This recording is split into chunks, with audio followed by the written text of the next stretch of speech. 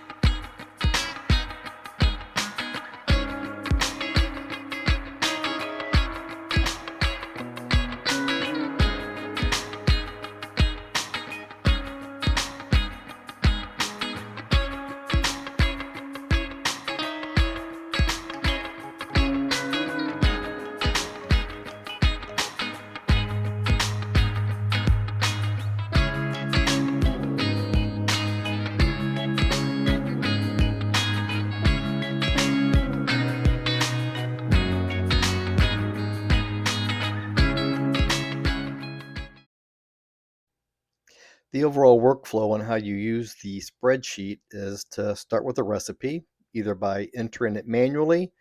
You can import recipes from glazy.org, or you can copy an existing recipe if you want to make some modifications.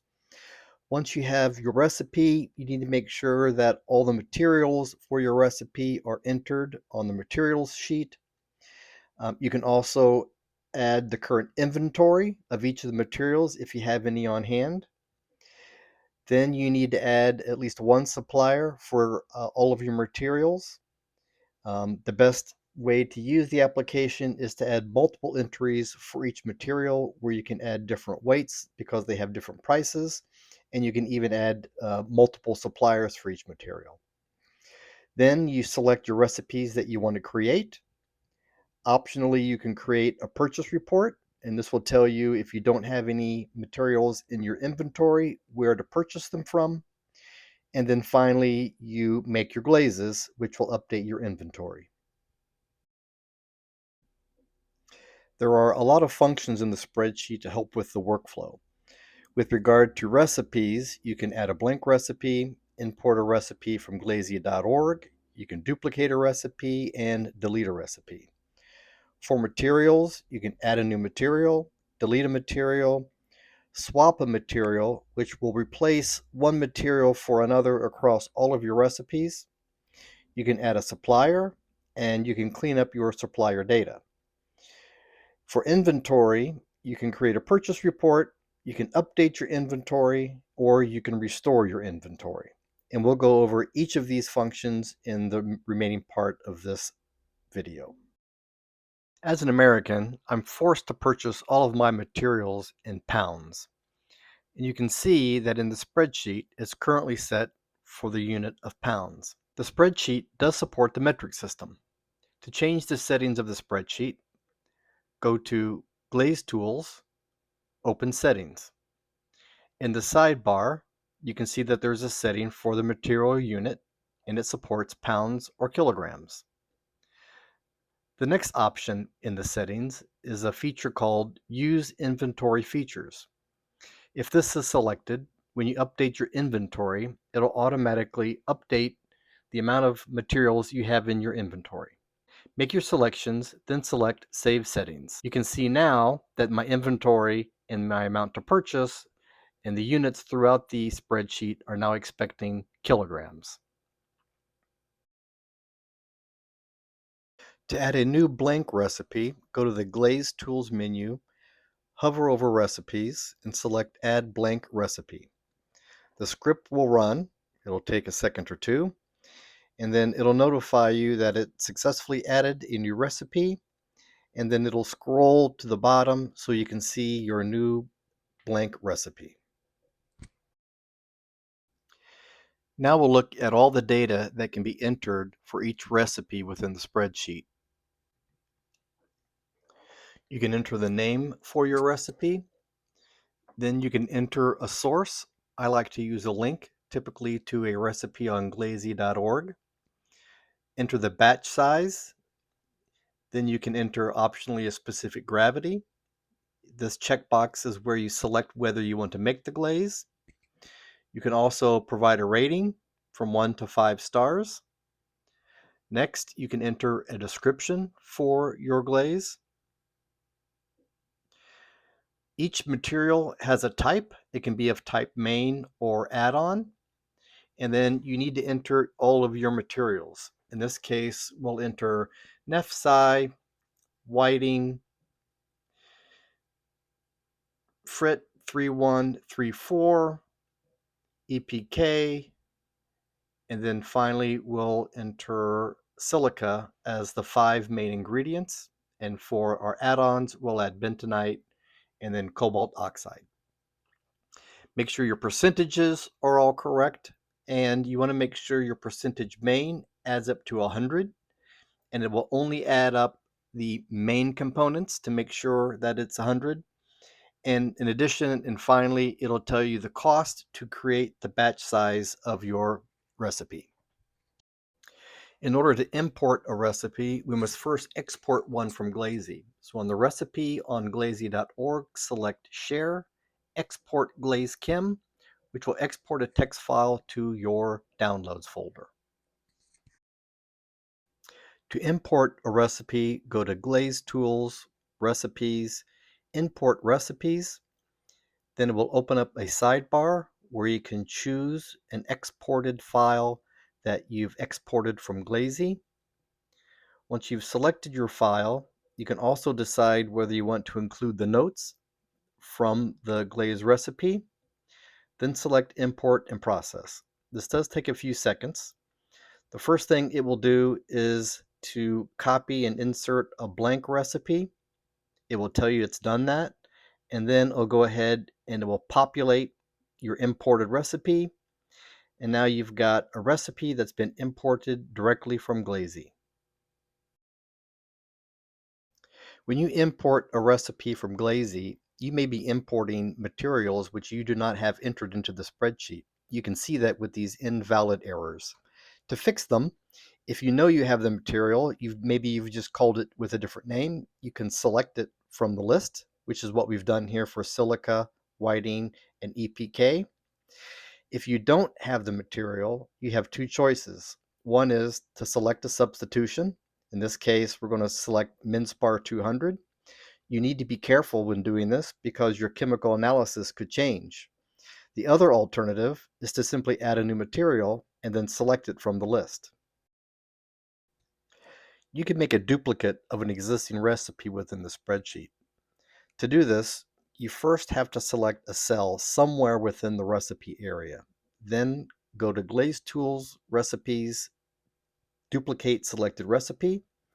The script will run, it will duplicate the recipe, and it will change the name so that -copy is appended to the end. To delete a recipe, select a cell within the recipe, then go to Glaze Tools, Recipes, Delete Selected Recipe. The script will run and tell you that your recipe has been deleted. To enter a new material, go to Glaze Tools, Materials, Add New Material. A sidebar will open up. Here you can provide a name for your material, and then the next option is called Cost Logic. For each material, you can determine whether you want to purchase the minimum amount if you don't have any in your inventory, like those oxides which cost a lot of money. Maybe you only want to buy just the right amount, or you can buy in bulk. For those ingredients that you like to keep on hand, you can purchase a large quantity of them. So for cost logic, you can select bulk or minimum. Finally, you can enter any amount that you currently have in inventory. Then select Add and Sort. The script will run, it'll add a material, and if we go to the materials sheet, we can see that our new material called Test has been added. Once you've added a new material, the next best step is to add a supplier for that material. Start by going to Glaze Tools, Materials, Add Supplier. A sidebar will open up, and on the sidebar, you can select the material for which you want to add a supplier. In this case, we'll choose our new test material. Enter the name of your supplier. This could be your online shop. Enter the weight and the cost for that weight of that material. Then hit Add and Sort.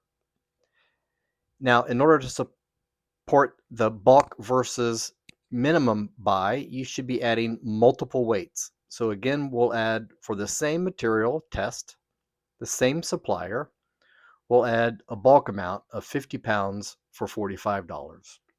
Select Add and Sort Supplier. The first thing you'll notice is that you now have a supplier for your test material. If we go to the supplier sheet and scroll down, you'll see that there's two new entries for the material called test from the same supplier, one entered for 10 pounds, the other entered for 50 pounds. To delete a material, go to Glaze Tools, Materials, Delete Material. A sidebar will open where you can select the name of the material you want to delete. In this case, we will select our test data. The next option is to decide whether you want to purge your supplier data. If this is selected, all of the supplier data for the material called test will automatically be deleted from the supplier sheet. In this case, we're going to leave it blank so that we can show you what the function clean supplier data does in a few minutes. So then with the purge supplier data unchecked, select delete material. It will tell you that the material has been deleted, and you can see that it has been deleted from your material sheet. Now, if we go to the suppliers, you can see that you have test data that's still there. In the last step, we deleted a material, but we did not purge the supplier data. This resulted in supplier data for materials which do not appear on the material sheet. To get rid of these materials automatically, we can clean supplier data. Go to Glaze Tools, Materials, Clean Supplier Data. It will tell you that this function will perform the operation to make sure that all supplier data matches materials on the material sheet. Select OK, and now your orphaned supplier data has been cleaned. If you need to, you can swap out a material from all of your recipes.